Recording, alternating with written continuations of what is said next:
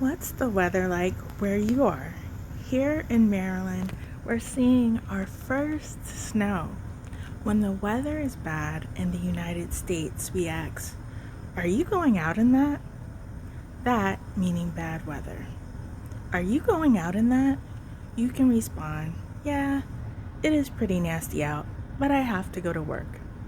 Then they might say, okay, well, be careful out there. Are you going out in that? You can respond, nah, I'm going to keep dry.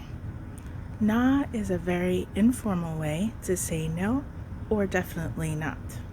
Gonna is the informal way to say going to. So, what's the weather like where you are? Tell me in the comments. My name is Marquita Joel with thisisenglish.org. Remember, you can and you will learn English. I'll see you soon. Bye.